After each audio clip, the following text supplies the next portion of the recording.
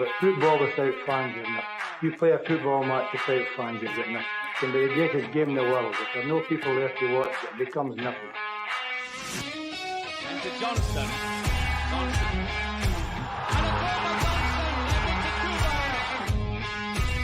Larson.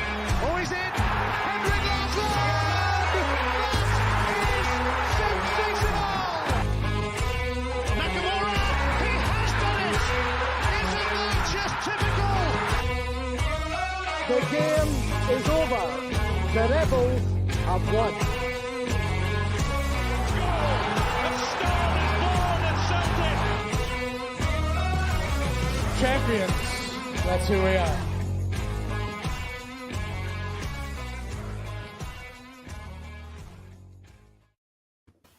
Good evening and welcome to another episode of the Jungle Gyms podcast. It is Motherwell and Celtic tonight, the quarter-final of the Premier Sports Cup, and Celtic got off to a great start, winning 4-0 on the night, and we're through to the semi-final, which I believe will take place in the new year. And tonight we've got Paddy and myself. Welcome to the viewers. But Paddy, how are you doing, mate? Talked to you last night. But, it's far too often. you probably see me more than others. Do you know what? It's a strange time to be on doing a post-match, isn't it? Other than a fucking 3 o'clock Saturday kick-off. Strange kick-off time, but hey, it is what it is. Great stuff. Match is finished. Full time. 4-0. Excellent. Game of 2 halves. Second half, brilliant. First half, not so brilliant, but the results are what matter. I'd agree with you. In the first half, we did kind of labour to an extent, a couple of missed chances, and I kind of had that feeling, that creeping feeling that people would start to kind of look at Kyogo and look at Abada and say, how many times are you going to miss chances? But both of them scored on the night. So they'll have to fight another day. But overall, a very good victory. A confidence builder for a few good players. And by the way, welcome to the viewers. Hope you're all doing well. If you can be kind enough, go and hit the like button. And if you haven't done so already, subscribe. And of course, get your comments coming in. We've got Palman first. Don't forget it, boys. It's free to hit that like button. Thank you very much, Palman. I appreciate you backing us up with that message. Paddy, overall then, I was going to ask how you would assess the performance a game of 2 halves. He said, who was the standout players for you? Well, first and foremost, I have to say your man Abada. I was giving him a wee bit of stick in the WhatsApp chat before he scored the first goal, so fair play to him for fucking sticking one right up me. Hatate was good. I thought Moy was excellent. I really didn't think he was. That's the second time I've heard you say that now. Listen, and I'll probably say it again. He looks to be an extremely intelligent player. You can obviously see, that he's not as quick and as sharp as others in terms of kind of sprinting and stuff, but he's still relatively mobile. He's certainly no ancient by any stretch. He's only 31, 32, I think. Just turned 32. But on the ball, mate, his decision making is very, very good. His passing's crisp. I've saw a kind of mixture of an array of passes, short, long, sideways, positive, backwards, everything. Shields the ball well, and it gets others going, which is very, very good, especially when we were talking about last night, about the absence of Callum McGregor, who steps up to the mark and who leads the team.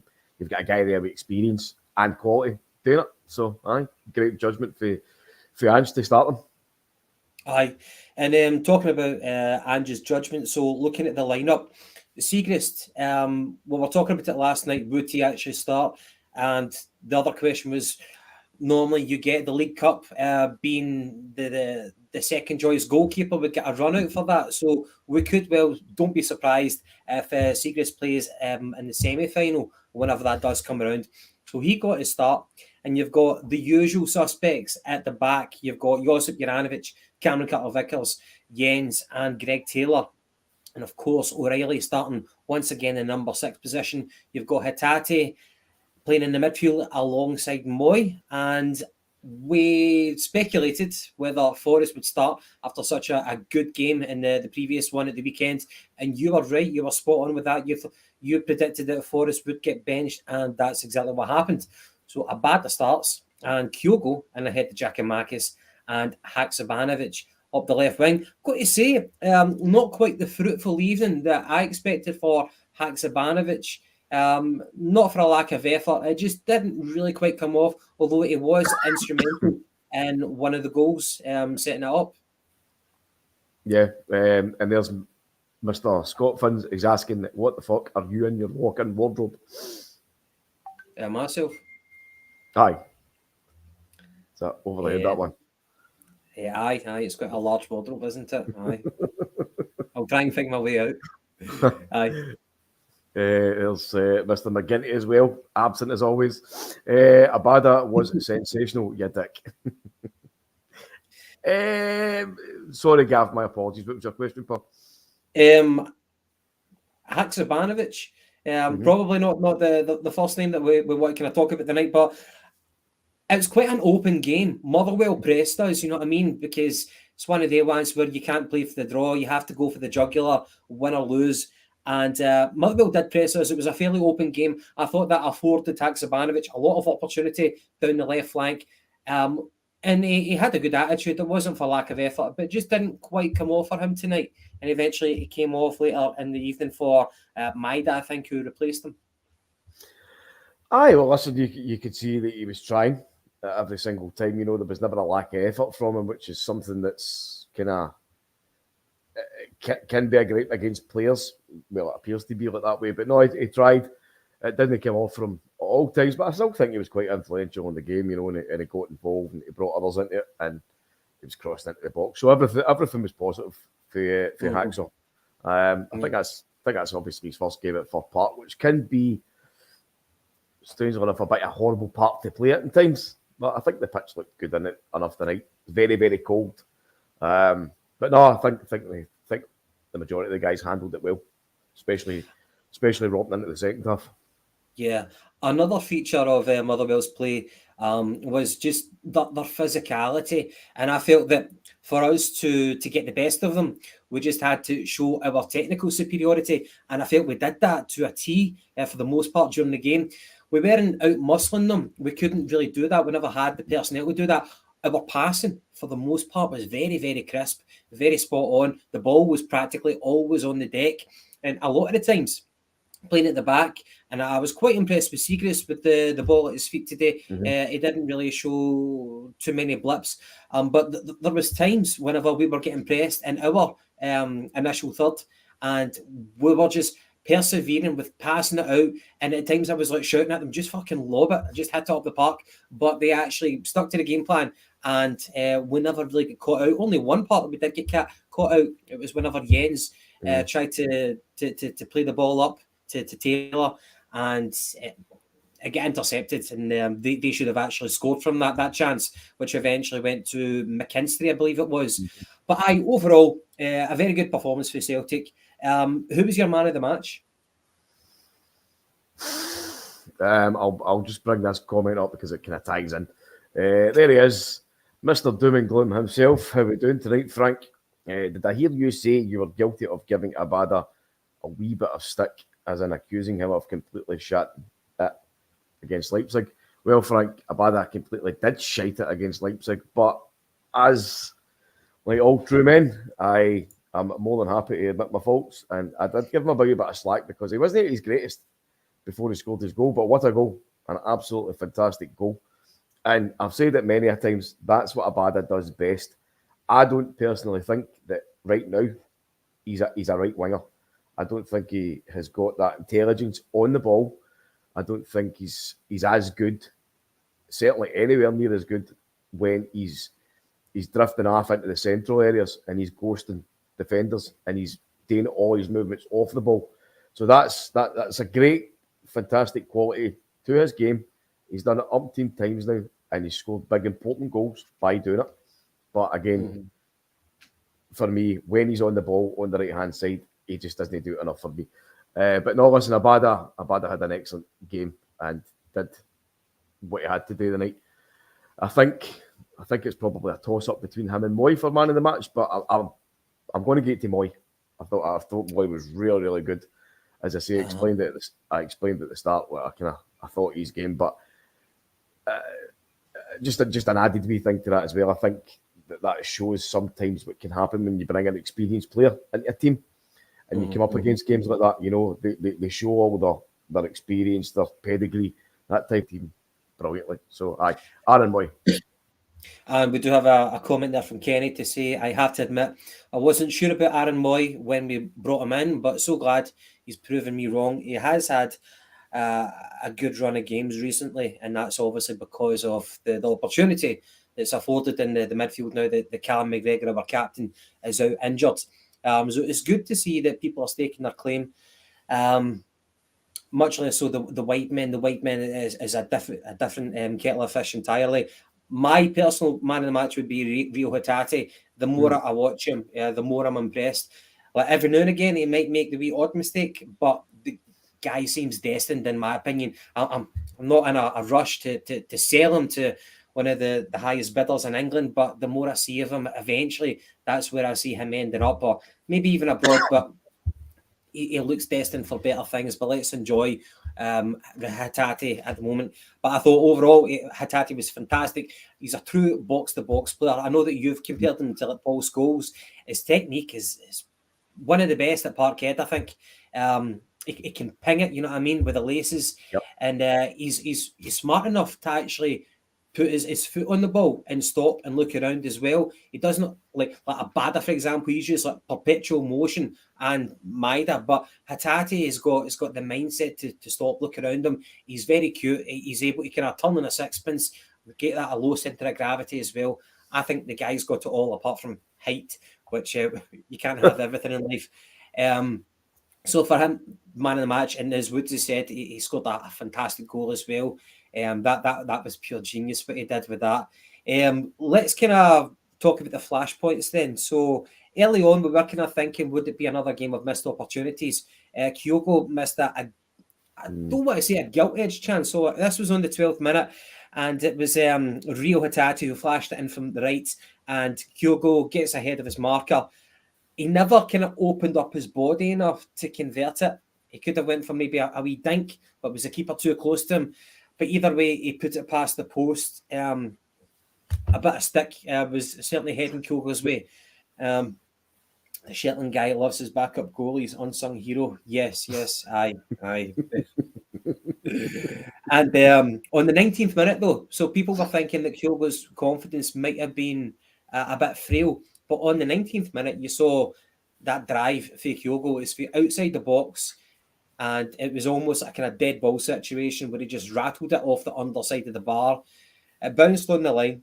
It wasn't a goal. And it came back out and Abada tried to header it in and he ended up hurting himself. So the good and the bad from Kyogo, what were your thoughts at that moment? Were you expecting it to be a long night for him? I did, aye. As I say, I expected Jackie Marcus to start, obviously, because the last game that he played, he scored, and his performance was pretty good. And I think it's fair to say that Kyogo's been in a bit of a kind of mini slump now in recent times. But listen, he started. It is what it is. Andrew's the man that gets paid to pick the team. And as we all know, he's ranked in fucking the 30th fucking best football manager in the world. So his opinion is obviously better than mine. So he started Kyogo. It kind of looked as if it was destined to be one of the nights. You know, a cold October night in Motherwell up against a big, rugged, horrible defence. But the main thing for Kyogo is that even though he missed the chances, which he's been doing quite a lot this season, he still kept plugging away. And his attitude was there, and he kept coming deep to kind of back up his teammates and try and bring others into play. So, again, as I said earlier on about Abada, I think he wasn't static. He wasn't, even though things weren't going his way, his head wasn't down. He wasn't kind of shoulders down, kind of moping about. He was still all over the place. And it ended up paying off for him. So, all credit to wee Kyogo, and hopefully this kind of maybe lifts his confidence a wee bit, because I know as a striker, if you're not getting the goals and you're missing chances, and you know, the longer that rut continues on, it can be harder for you to get back on the horse. And a lot of players in that position are confidence players. So, hopefully that does him the world of good.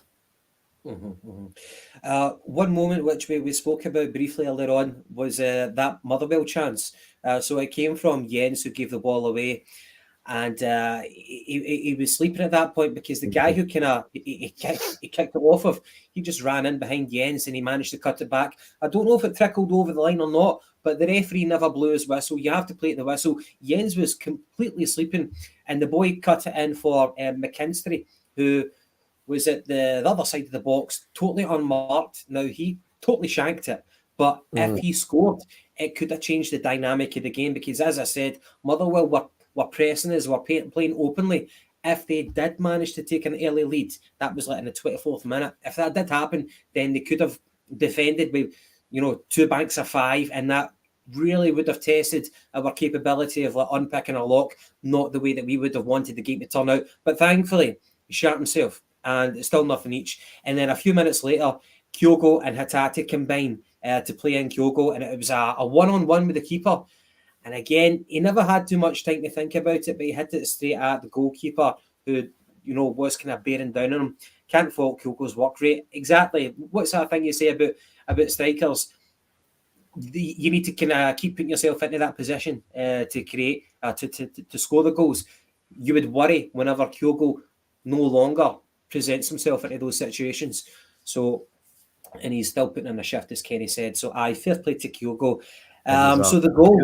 And here's a good comment and I swear, I have no intentions of trying to pronounce your name, mate, but thanks very much for coming on tonight, leaving a comment. Forza Celtic. Whatever that says. My apologies. No, aye. On the Celtic, mate. On the Celtic. Loving your enthusiasm. So the goal, mate. That Motherwell chance they missed. Sorry. Christie would have finished that. So 44 minutes, Abada, and I think you were definitely giving him a bit of stick, to say the least. And it was Greg Taylor who advanced into the box, and he played a 1-2 with Haksabanovic. And whenever the keeper commits himself, then at that point, Greg Taylor cuts it back, and Abada, which is a place that we're very familiar, seeing him ghosting into the 6-yard box and converting into an open net. That really shut you up, didn't it, mate? Oh, massively. And listen, I certainly do not mind being proved wrong, especially when it comes to Celtic proving me wrong. So absolutely delighted that the goal came. As you say, the ball ended up on Motherwell's right-hand side, Celtic's left-hand side on the attack. There was a few touches here and there, and it kept him back in and out. But as soon as that ball came in, I saw it in the replay. Abada's kind of over towards the other side of the kind of defenders, but he actually runs through maybe about 3 of them to kind of go into the back and meet the ball. So it was a fantastic piece of movement for Abada, which is something that I do honestly really think that he does well, and I've said it time and time again. But he does it through the central areas, and he does it when defenders kind of seem to switch off a wee bit. But he's that sharp. Do you know what I mean? It's almost like a natural reaction for Abada is just to be running into spaces. It's as if he sees the spaces before they even happen, which is good for a young man his stature. But again, the team did well to actually create the goal as well. So good passing, good ball retention, spread the Motherwell defence pretty wide and allowed Abada to make in space. So excellent. Mm-hmm. For me, that was one of the goals of the night, that and the Hatate one. I thought both of them were great. There's something really exciting to see, like your fullback running into that box, making a 1-2 with the attacking midfielder, and then playing in your forward. And when Abada's in that 18-yard box, he's like a wee roadrunner. I don't know, sometimes it's like Abada scores when you least expect him to deliver. But either way, another 2 goals for him tonight. So it's one of the ones where his numbers by the end of the season, no doubt about it, they will be impressive. And again, whenever we mention his age, if you compare him to, like James Forrest at that age, you know what I mean? Like Abada, although we give him criticism, and we're just prone to criticising wingers because they're the ones who you expect that magic off of, and they're more prone to giving away the ball because that's what their game is all about, try to create something. So what I'm trying to say is his goals by the end of the season and his assists, I'm sure they will be very, very complimentary. So going in at half-time, only 1-0 up. What were you thinking at that point? Were you fairly content, or were you Were you eager to get that second goal to kind of put things to bed? Oh, so I think everybody would have been fucking more than eager to get the second goal. I was still kind of, I wasn't reeling or anything, but I thought that we really could have played better in the first half. Clearly, like if Kyogo took the 2 chances, whatever, it would have been more than 1-0, but it wasn't. But obviously at half time, you're delighted to go in 1-0, but you expect it to keep coming, because it did start to, the levels did start to kind of rise towards the end of that first half. So, aye. One here for Kaiser. Abada has been sheltered because we play in Hammer Throwers League, and James Forrest is there as an example of mismanagement. An interesting one here. So let me just reflect on that again. So because of the type of league that we play in, Abada is, kind of reined in, protected, and James Forrest, he's been mismanaged. An interesting one. And Kyogo is the complete embodiment of Angeball with all his incisive and clever runs. Yeah, and I think that's kind of testament as to why Kyogo normally will always start ahead of Giakoumakis. Aye. I couldn't quite tell you about that one with Billy Stark. What's that, like the kind of mid to late 80s? Couldn't really, but I'll take your word for it, man. Aye, so what did you make of Benjamin Siegrist overall, his performance? He made one clever save. It was actually right after half-time. I think it was on the 45th minute. We gave the ball away cheaply, and there was a low drive kind of heading towards the post. Might have been going out and maybe hit the post and going in, but he got down smartly to tip out for a corner. Overall, what I think of him is trying to command his box with the high balls and passing out from the back. No, I think he's a very accomplished goalkeeper. When he was playing for Dundee United, I thought that as well, and it was always a player that I would like to have seen at Celtic. And I know for a fact, as I've told you before, the team that's playing now in Govan, who are 1-0 up, by the way, were absolutely desperate to get him in as their number one goalkeeper. And fortunately, he decided that he didn't like the smell of shite, and was more than happy to come to Celtic Park and be the current number 2, but pushing for the number 1 place. We said it last night, we said it earlier on, Gav. It looks to be, in our opinion, is that Siegrist will be the cup goalkeeper for the Premier Sports Cup. And I did say that to you before we went on as well. I says, I think if he has a good performance tonight, that'll certainly back that up. So no, very, very happy with him, happy with his contribution. I think he's good with the ball at his feet, his distribution's well. Most of the time, I think there was maybe one kick out that he tried to do with his left foot, and he kind of scuffed it. But other than that, pretty decent. His handling of the ball is good. Big, tall guy, obviously can get down and make some good, smart saves. And I think, see the one that you're talking about, the low drive, I think it was an even better save than what it was, because if he hadn't got a strong hand to that and pushed it out wide, there was a Motherwell player oncoming. So if he'd have just kind of stopped it with his hand, I think that would have fell right at the Motherwell guy's feet who was running in. So smart save, very good. And Kaiser, thanks for getting back to me about that opinion you made about Forrest. So Abada has been protected, in my opinion, in the injuries to a player of Forrest's quality shown over his career. He was weighed down and weighed too heavy on in his youth at 31. Should have had more in the tank. Yeah, an interesting one there. And moving on into the second half. So we've got another goal, 56 minutes in. And it was a very, very smart and cute side foot volley from Abada inside the box. After it was a bit of kind of ping pong in the box, and at last fell to Juranovic, and he drove a powerful effort at the goalkeeper. He parried it out, and Abada again ghosting into that position, just like Billy Stark, as Woods has said there. And it was a smart finish, because some people would blutter that over the bar. Were you surprised by the composure of Abada there? I was expecting him to kind of smash it into fucking Rose's head, but no, he opened up his side foot and directed it into the bottom left hand corner of the goalkeeper. So very, very smart finish, good technique, and a great goal. Right.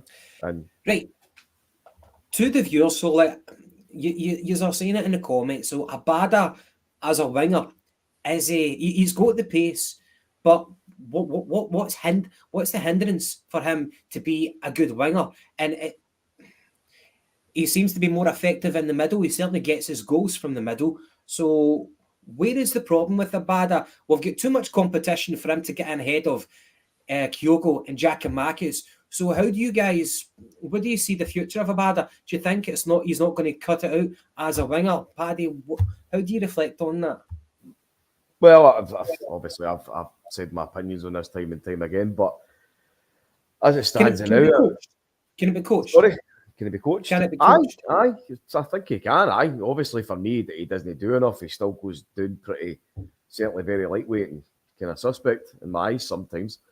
But you can see his qualities. He's off the ball. Movement is fantastic. But again, that's something that's kind of reminiscent in most of the Celtic's front line. You've got Abada, you've got Maeda, and you've got Kyogo. And each of those three guys are not exactly very good when they're on the ball, when they're running with the ball. But off the ball, they're frightening.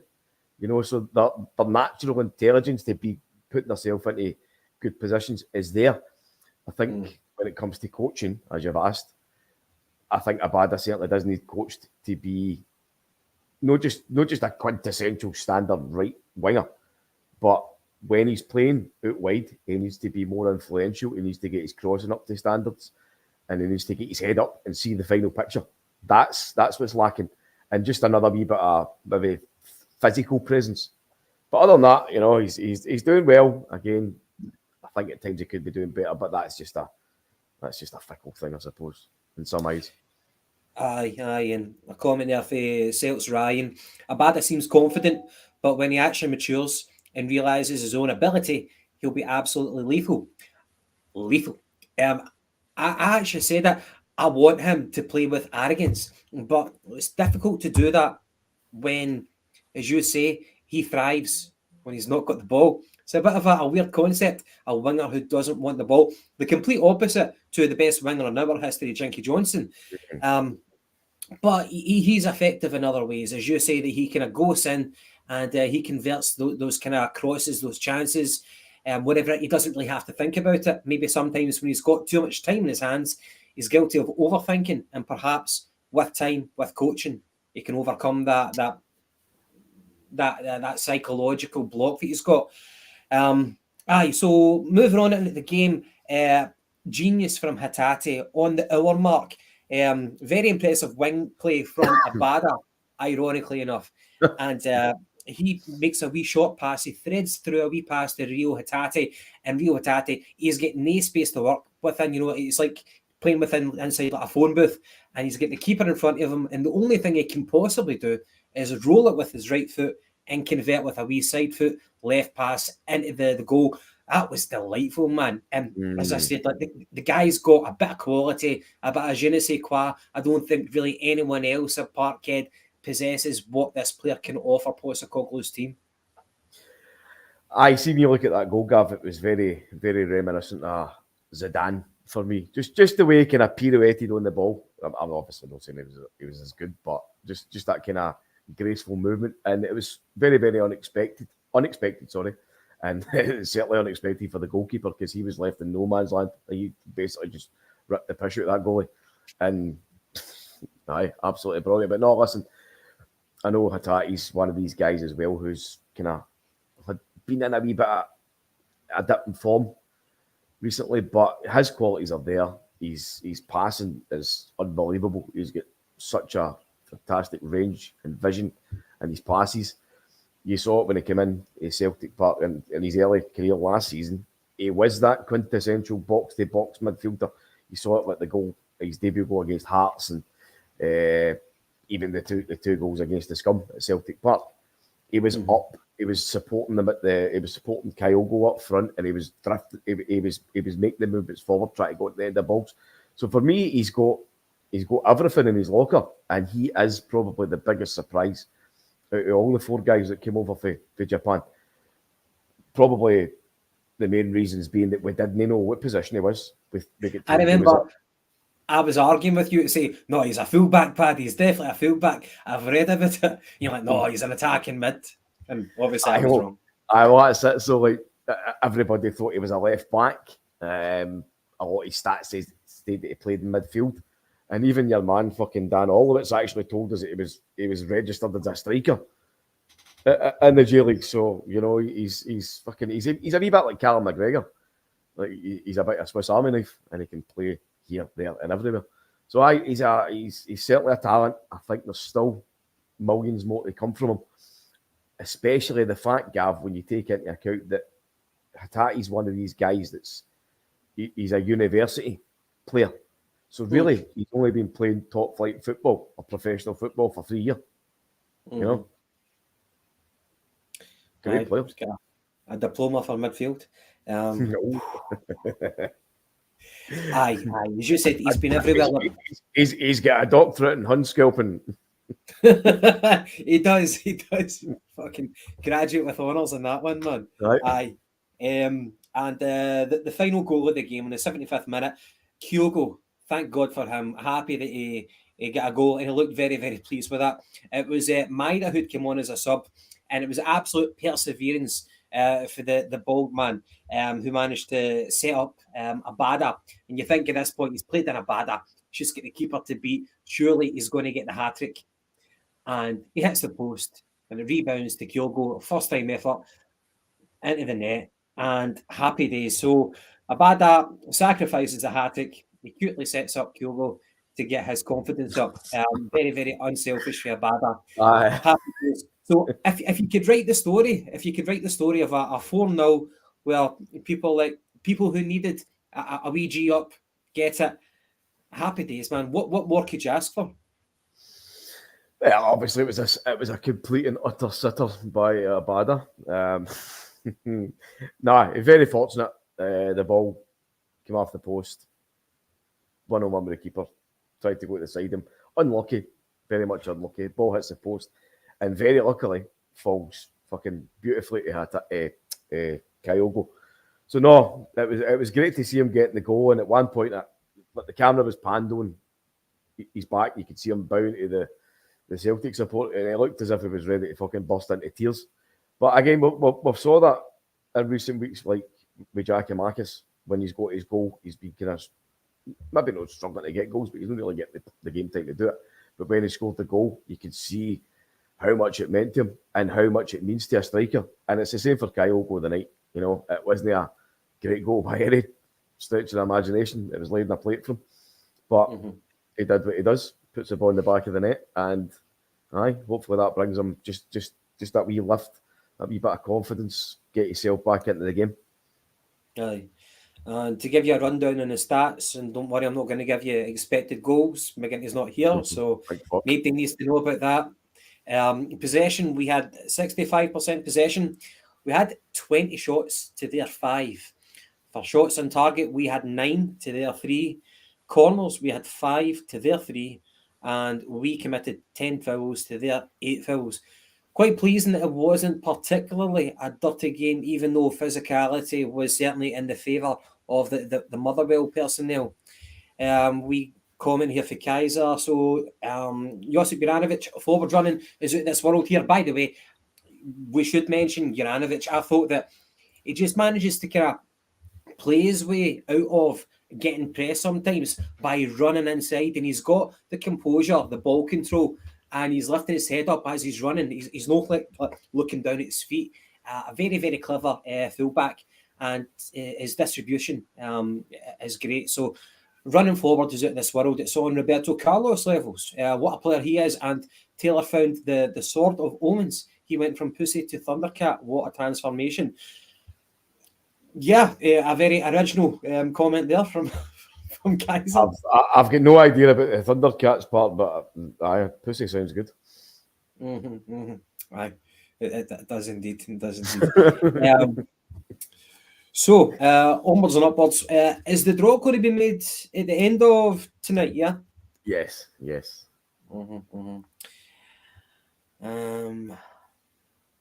Aye. Any more comments you want to bring up? As soon as the full-time whistle hits with them, I think it goes straight to the draw. Yeah, it appears that Frank Brennan has had an issue with Nichols tonight. Yeah, I think there's a wee bit of chat then. So your knickers are always too tight, Frank. Blah, blah, blah, blah. Aye, you enjoy your talk about pants and stuff. Aye, so a routine win, a professional win. Certainly in the first half, we kind of laboured to an extent, but in the second half, we found our feet and a lot of entertainment for the people watching at home and for the travelling support as well. So, Paddy, this weekend, Hearts. I think it's an early kick-off on Saturday, half 12. I think you're right, half 12. I'll tell you right now, actually. So, by the way, yes, I've got 12:30 in Tynecastle. one of my favourite goals from last season will be Rio Hitate's Thunderbolt against Craig Gordon in Edinburgh. What a goal that was. So hopefully more of the same. What's your expectations against Hearts? Listen, what's that? 11 goals in 2 games in Scotland. Is that right? 7. Could be. Aye, 7. 7 we scored the last game. 10? Aye, 7.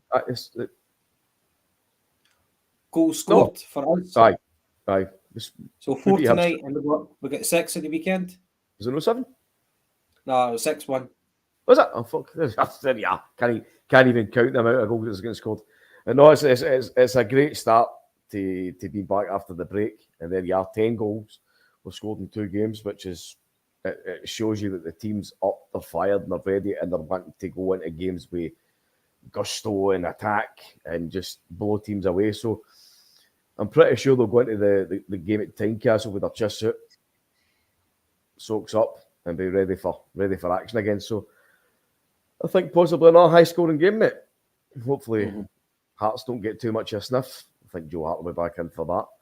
And hopefully another Thunderbolt for attack. That would be nice.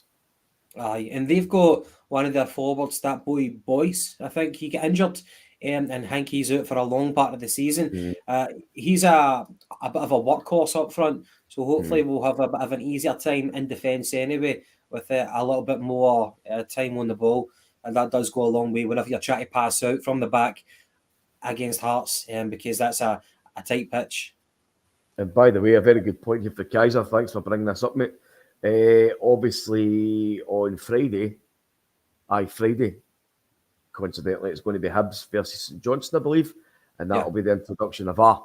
So, as Kaiser rightly points out here, Hearts away, the Diet Huns with VAR in play. We will get a man sent off. Didn't even read the rest of it. We will get a man sent off. Everything will be offside. VAR won't track brown shirts, just a glitch. Aye, so thanks for that, Kaiser. Aye, so we're going to have VAR in play at Hearts. So I had a quick look at somebody sent on the. I think I sent it to yourselves.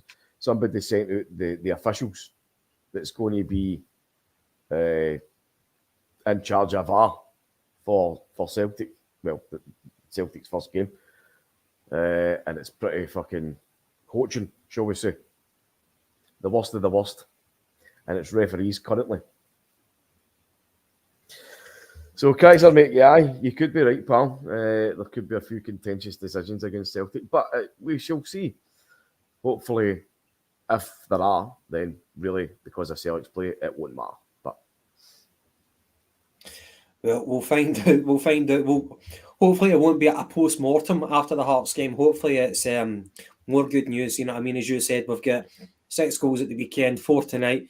So let's ship another few against Hearts, and we'll have more positivity going around. That's what we want. But see, the thing is, Gav, see if our players, we all know who's going to be in goal for Hearts, right? It's going to be Craig Gordon, I think, is it? Aye, McGinty's unsung hero, yeah. Yeah, yes. So if he's in goal, then all Celtic players need to do is pop off shots and put them to either side of him, because he can't dive anymore. He saves every single shot that's right at him. He can't dive. Slow as fuck. So, yes, get that goal pounded. Take him out of the game. Score lots and lots of goals. Is he showing his age this year, aye? I listen, even last season, I know he got a lot of plaudits last season for his play, but you look at the majority of his saves, and every one of them's kind of, it's good saves to be fair, right? But it's all reactionary. It's all kind of within his kind of body fucking positioning. But when it comes to terms of diving, a touch like your man across the road, McGregor, they're starting to show their age in that respect that they can't fucking dive to their side to save shots. So Cool. Aye. Well, looking forward to it then. Predictions then for the Hearts game? I'm going to go 4-0 again. 4-0. Right, okay. Get your predictions in. The last time we did this, I think it was Frank Brennan who was got it spot on. I think he said like 2 each, didn't he? 2 each, something like that. Right, okay, Yes, so Paddy, you're going for 4-0. 4-0, Paddy. And yourself? Oh, I never get it right. I'm going to go for 3-1. Oh, somebody else says 3-1. Stephen Kelly. Gavin.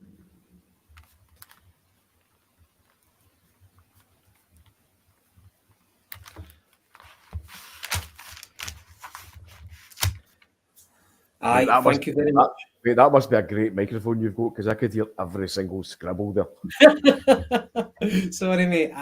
There's a way to mute it as well. 3-1. Kaiser's going for 3-1 too. I'll just mute that's confident. As long as it's no fucking 3-1 to Hearts. Alan Woods, 4-1 v Hearts. So everybody's got Hearts scoring a goal here. McLean bound to give him an offside goal that VAR didn't pick up. Yep, so it's going to be Stephen McLean in the hot seat as the VAR referee. Stephen McLean, yes, whose brother played for the Rotten Mob and the North of Ireland team. Okay, well, we'll see how it goes, mate. I'm gonna try to be open-minded about VAR until it bites me in the backside. Dan Seacroft 5-0 and Frank Kennedy 5-0. 5-0. There's a 6-1 for Steve McDonald. There's Frank. You're right, Frank.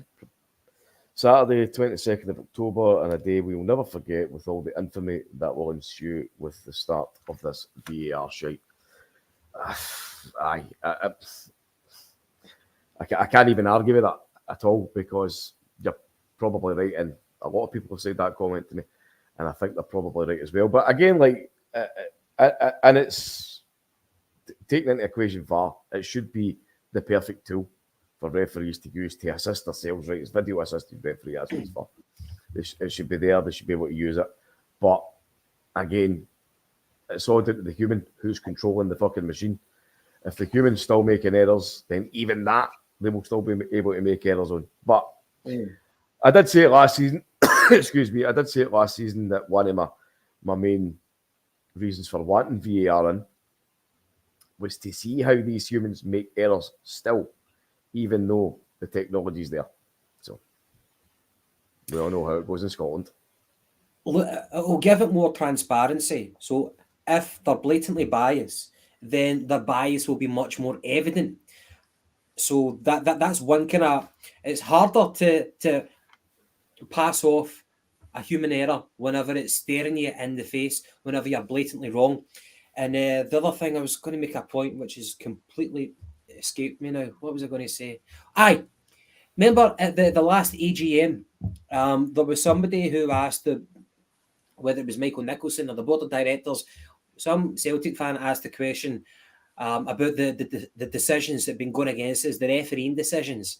And he asked if the board were looking at it and if they were going to take any action, because we know that the Rotten Mob across the road, they do make a big song and dance whenever they think that things are not going in their favour, which is quite hilarious to see. But the answer from the board of directors, they said, yes, we're investigating it. We're very much aware of it. Mm-hmm.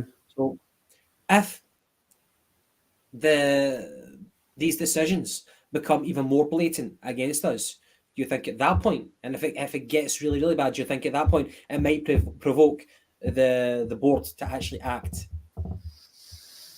Very good question. I don't think it will, because, listen, we all know that there is fucking blatant cheating going on, and there has been for years. Certainly some of it was and is human error, but a lot of it is certainly fucking underhanded. When the technology's there will be a case for a have your kind of your opinion amplified. So, like I said, now if the Celtic board were to come out and say, right, unless they've got total fucking black and white evidence, which for me they have had some in the past, but I'll move on. If they've got a black and white that the referee cheated, then they can go right out and say, there you are, there's the evidence, blah, blah, blah. But because of the now, and because of the climate that we're in, the country that we're in, sorry, some of the people that fucking occupy this country, you know what I mean? They're in this country. It can be seen as like talk shite. They're just saying, oh, they're cheating against us, right? But what was I saying there? Sorry, guys, it's been a long day. It's been a long day. Aye. I don't think they'll come right out. But if ever there's a time to do it, it should be when they've got point blank evidence of seeing a referee looking at them like a proper decision, like somebody coming through, somebody with their studs up, and the referee's looking at it and still doesn't send them off, something like that. Do you know what I mean? Mm-hmm. They can take it further.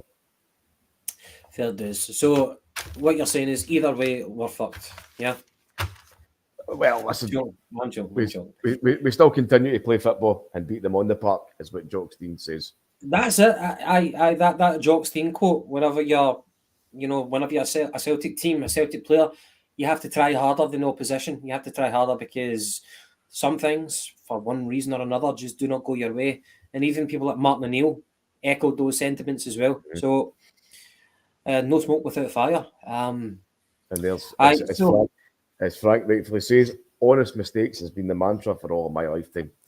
Exactly. So hopefully, to say with the video there, it takes away some of the emphasis that can be put on human and honest mistakes, human error, real life, real time decisions, all that kind of shit. Mm-hmm, mm-hmm. Aye, so Paddy, is that us for this evening? Yes, mate. I think we've covered everything. It's been a great night. Resounding victory. Another, on paper, a fucking absolute trouncing. Into the semi-finals. First trip to Hampden this season. Magic. Hopefully we get, I don't know, Aberdeen or something. Would you rather them over Kelly? Yes. Oh, I like to see us beating Kilmarnock, but I just hate the sight of them. I hate the sight of them with a horrible team. But listen, we could get that another fucking horrible team, I know. So that's very true. Would you rather face them in the semis or in the final? Oh,